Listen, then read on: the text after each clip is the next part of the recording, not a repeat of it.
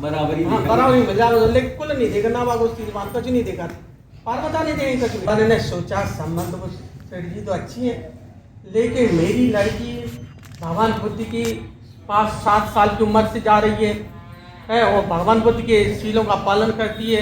अब क्या पता वो सेठ जी का लड़का पालन करता है या नहीं करता है। तो मैंने कह दिया बोले हमको मंजूर है लेकिन हमारी एक शर्त है कि क्या बोले हमारी लड़की में एक आदत है कि सोने का रुपया ले जाती है उससे फूल खरीद करके भगवान बुद्ध की माँ में पूजा करती है। तो बोले कोई बात नहीं बोले हमारे यहाँ में कलर करे बोले पूजा बोले हो जाए संबंध। अब वो संबंध हो गया। अब इधर जब वो आई लड़की अपने सासरे में तो उधर क्या हुआ कि वो 2 आठें पढ़ती हैं और अमावस्या पूर्व 4 बरस हो गई महीना में। तो उसने सोचा कि मेरे को अब मौका मिलेगा व्रत रखने के लिए। उसको कोई मौका नहीं दिया। उस सेठ के लड़का ने व्रत रखने के लिए मौका नहीं दिया। उसने सोचा ये सास रहो तो मेरे लिए एक जेल बन गया। क्या बन गया जेल। मैं तो इसमें कह दूँ मैं तो भगवान बुद्ध की उपदेश सुनने को भी नहीं मिल रहा है ना व्रत करने के लिए मेरे को समय मिल रहा। एक दिन मैंने मौका पा करके अपने पतिदेव से कहा शाम के टाइम पतिदेव कल बोले जैसे अमावस्या का दिन मैं व्रत रख लूँ। बोले सुनो हमारे घर पर व्रत की बात मत करना।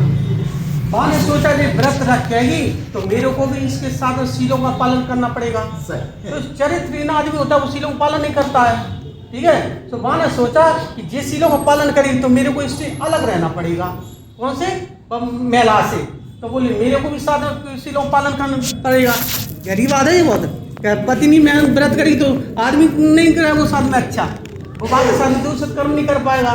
ठीक है तो माने कि जिस पालन करेगी तो मेरे को भी साथ में जाके मैं रहने का हूँ मेरे को अलग रहना पड़ेगा। माने सुनो व्रत नहीं रखना है। माने ठीक है भैया तो ऐसे दुराचारी भी आदमी है कि अपने घर में महिला को व्रत नहीं रखने देते और महिला अगर गलत होगी तो अपने आदमी व्रत नहीं रखने देगी। क्यों कि जैसे आदमी करना होगा तो वो आदमी नहीं करने देगी। तो इसी प्रकार से तो एक देवता एक देवी के संग रह रहा। क्या करो एक देवी के संग में एक दुष्ट आदमी रह रहा था। वो देवी थी वो लड़की। तो उसने सोचा क्या करूं। तो मैंने अपने पिता के लिए सूचना करी। बोले पिताजी बोले आपने जितनी शर्तें रखी थी वो शर्त मेरी जाइए को पालन नहीं हो रहा है मेरे को व्रत नहीं रखने दे। तो फिर क्या करें। बोले हमारे लिए बोले 8,000 सोने के रुपया भेज दो। मैंने भेज दिया सोने का रुपया। जब आ गया तो मैंने सोचा कि जी मेरा पति बिना औरत के नहीं रह सकता है तो मैं भगवान बुद्ध के पास व्रत रखने के लिए मैं वेश्या को रखने देती हूँ। तो माँ ने वेश्या को बुलवाया। शर्मा नाम था उस वेश्या का। तो बुलाया उसे कहा जी बता दो एक रात्रि का कितना रुपया लेती हूँ। तो उसने बता दिया कि मैं 1,000 रुपया लेती हूँ। बोले तो ठीक है मेरे पति की सेवा में तुम हाजिर रहना। तो बस ने दे दिया उसने उसको रुपया।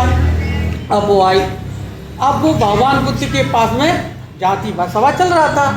सो वो 14 के दिन भगवान बुद्ध के पास में पहुँच गई और जा करके पूरे भिक्षु संघ को पंचा प्रणाम किया। तो कई पास तो जी नहीं जानते पंचा प्रणाम क्या होता है या नहीं। जो शामिल रहते हैं वो तो जानते हैं। तो अभी जो बंदी जी बता रहे थे तो पहली बात ऐसे बैठने पड़े थे। फिर एक जी होगा 1 फिर 2 इधर सामने 3 और फिर ऐसे पुण्य लेकर के हाथ लगे 4 और मस्तक समिट्टी को तो 5 हो गए 5 रंग लग गए। सो उसने नमस्कार कर लिया। नमस्कार करने के बाद पंचा प्रणाम किया नमन कर लिया और कहा भगवान पूरे भिक्षु संघ का निमंत्रण कल मेरे घर पर है। यानी कल के दिन पूर्णिमा थी तो 14 के दिन आई थी वो लड़की। तो उसने बहुत दूर तक की बात सोची कि भगवान बुद्ध मेरे घर पर आएंगे भगवान बुद्ध के उपदेश मिलेंगे तो मेरा परिवार सुधर जाएगा। तो बस भगवान बुद्ध ने निमंत्रण स्वीकार कर लिया। तो जब भगवान बुद्ध निमंत्रण स्वीकार करते तो मौन रहते। अगर किसी का व्रत पहुंच जाता तो वो नौता तो भी क्या काम करते कि वे कह देती कि हमारा मतलब हो गया निमंत्रण। तो मैंने स्वीकार कर ला। अब दूसरे दिन जब वो पहुंचती लड़की अपने घर पर और वहाँ भोजन की तैयारी करी और घर में कोई काम नहीं करा रहा। अब वो लड़की जो वो महिला जो थी वो वैश्या बाकी मतलब दूसरे मंजिल पर मकान पर वे दोनों बैठे। अब वो अपने बात से जंगला से देख रहे हैं कि देखो जो पागल कैसी लगी हुई है कितना काम कर रही है। जब थोड़ा सा काम रह गया और इसको बात को परेशान नहीं निकले तो क्या मतलब है क्या देर हो जाए। तो फिर क्या हुआ वो लड़की काम में लग गई। अब बिन के अंदर बात आई, बोले देखो जी कितनी पागल की तरह लगी है, जहाँ अपने शरीर का होश नहीं है, पसीना चल रहा है, इसके भोजन कर बनवा रही है।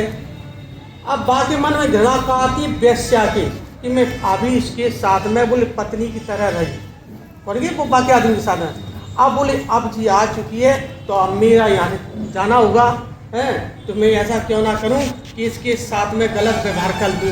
उनकी भी लड़की के साथ में सुबह झील वापस से उतर के आई दूसरी मंजिल पर से, और वह पूरी निकल रही थी। उसने गर्म तेल लिया एक कटोरी में और उसके चेहरा पर डाल दिया, उनके में वो लड़की के ऊपर, के बोले जब क्रूप हो जाएगी तो इसको ये छोड़ देगा और जो मेरे को रख लेगा। वैसा के मन मुझे पाप आ गया, तो भैया बात के ऊपर तो मैंने तेल डाल दिया, तो बाप पर कोई प्रभाव नहीं पड़ा। क्यों नहीं पड़ा? क्योंकि उसके अंदर शील और करुणा मैत्री के भाव था, उनकी वो लड़की के अंदर, तो बाप ऐसा नहीं पड़ा कि पसीना आ रहा था। हाँ, तो उसे कोई प्रभाव नहीं पड़ा। अब उसकी जो नौकरानी वगैरह थी लड़की की, तो उसने सोचा जी क्या हो रहा है कि जी किराए की औरत आई है हमारे मालिक के पास में, और जी बोले इसके ऊपर गर्म तेल डाल दिया। सुबह सब दौड़ती हैं और उसको पटक करके उसकी मार लगाने लग जाती है, पर वो वेश्या की है, उसके बेलना बेलना वगैरह मारती है, उसके चोटे वगैरह आई। अब उसने देखा, वो लड़की ने कह दी तुम क्या कर रही हो, इसको बचाओ बचाओ। तो अब आगे पति होश आता है कि ये बोली कोई साधारण औरत नहीं है, ये तो बहुत कोई महान देवी है। बोले इसने बताओ इसके साथ अपमान कर दिया इतना, और फिर भी ये इसकी रक्षा कर रही है। कौन की? वो लड़की थी। तो वो कहीं सुबह उतर के मालिक वहाँ से आता है और कहता है तो मेरे को क्षमा करो, मैंने आपके साथ में बहुत गलत व्यवहार किया, मैंने आपको व्रत नहीं रखने दिया, मेरे को पता नहीं था कि आप इतनी महान हैं। तो भैया ने कही जी गलती मेरे से क्या मनाते तुम, भगवान बुद्ध के पास जाओ, भगवान बुद्ध ने मेरे को जो ज्ञान दिया है तो उनकी शरण में जाओ। तब भगवान बुद्ध की शरण वो आदमी गया। तो बताइए, तो कोई कोई आदमी ऐसा होता है कि महिला अगर चाहे तो अपने पति का भी सुधार कर देवे, और पति चाहे तो अपनी महिला का भी सुधार कर देवे। अब जहाँ बात चल रही थी नहीं, तो यही बात जी होती है कि आपने कहा था मतलब बिल्कुल भिक्षा करने के लिए नहीं जाती है। अब जैसे हम पर बीतती हैं, हम जैसे फोन नंबर लगवा दिया उपासकों ने, बंदी जब तो हमारे घर पर खाना खाने आ जाना।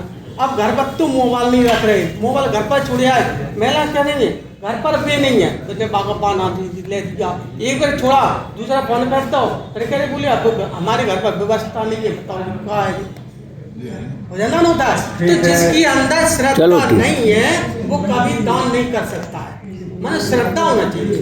तो आप बताइए कि जो शीलवान होता है वो परिवार को सुधारने का प्रयास करता है, जिस प्रकार से वह लड़की ने अपने पति का सुधार करवा दिया, वो भी आ गया धर्म में। तो इतनी क्या करें अपनी वाणी को साधु साधु साधु साधु।